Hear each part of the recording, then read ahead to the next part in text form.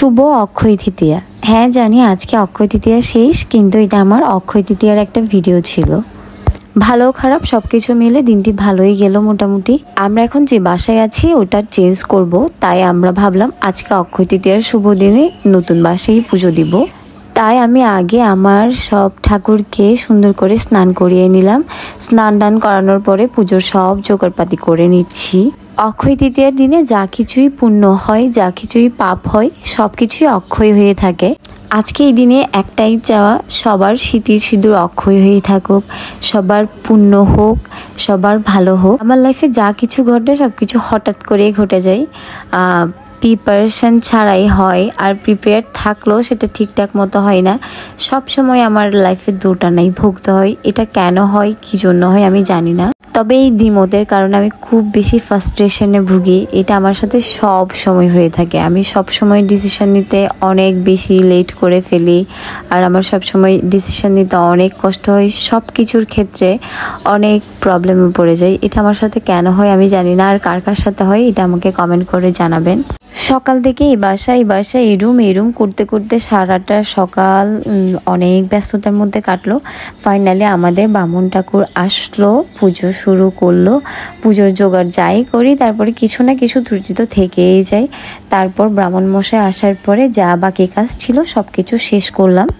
যেই পুজোতে বসা হলো সেই শুরু হলো একটা মেঘের গর্জন, বৃষ্টির সম্ভাবনা, কিন্তু বৃষ্টি হয়নি। আর আমাদের পুজো প্রায় শুরুর দিকে। আজকে ভাবলাম অক্ষয় তৃতীয়ার দিন, আর এই দিনে কোনো শুভ কাজ, যে কোনো শুভ কাজ করা যায়। আর আমি এই সিলেটটা আঁকছিলাম রাত 12টায় বসে, 1টায় উঠছি। হ্যাঁ, সরস্বতী পুজোর আগের দিন। কিন্তু ব্রাহ্মণ মশাই আমাকে বলেছে সরস্বতী পূজার দিন বিদ্যা আরম্ভের একটা দিন থাকে, যার কারণে আমি ওই দিন আর হাতে করে দিতে পারিনি।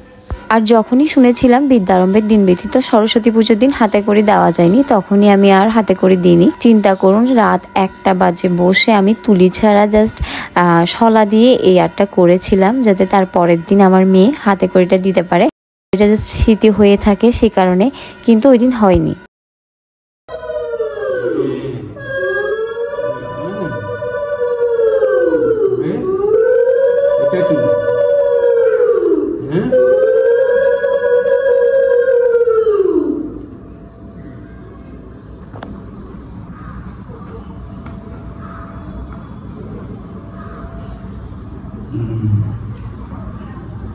তারপরে ক, হ্যাঁ, তারপর পর এটা কি বলো, বলো তুমি, বলো এটা কি?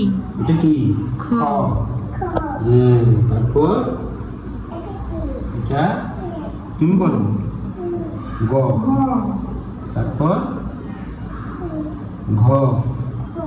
হ্যাঁ, তারপর 1 2, তারপর 3, তারপর 4, তারপর 5 4 তারপরে 5, হ্যাঁ, তারপরে 6 কই? তারপর জানো কি, তারপর সি, তারপর এটা কি? বি, তারপর ই। ঠিক আছে, জোগাড় দেন। নাম কি?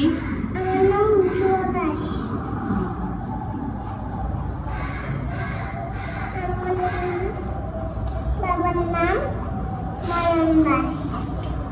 তোমার নাম? মুনি দাস। আমার নাম? তবু বুঝুন না। পেশো না, তালিম পেশো। বসুন নাম কি বলছ না? ব্যস্ত বলো, এই ঠাকুর। তারপর ফাইনালি আমার মেয়ের হাতে করে দেওয়াও শেষ, পুজোও শেষ। আর দেখুন আমার ঠাকুরগুলো, আজকে আমাদের সিংহাসনটা এখানে আনিনি। হ্যাঁ, ব্রাহ্মণ মশাই বলেছে সন্ধ্যাবেলায় নিয়ে আসতে, সব পুজো পার্বণ শেষ করে, তাই নিয়ে আসলাম সন্ধ্যায়। পুজো শেষ করার পরে ঠাকুরকে দর্শন করে গিয়েছিলাম ভোগের প্রসাদ খেতে। আমার ভোগের প্রসাদ খেতে অনেক ভালো লাগে, যেমনই হোক, যেরকমই হোক, যে অবস্থায় হোক। অনেক সুন্দর সুন্দর খাবার ছিল, আর আজকের প্রসাদগুলো তো জাস্ট অমৃত ছিল।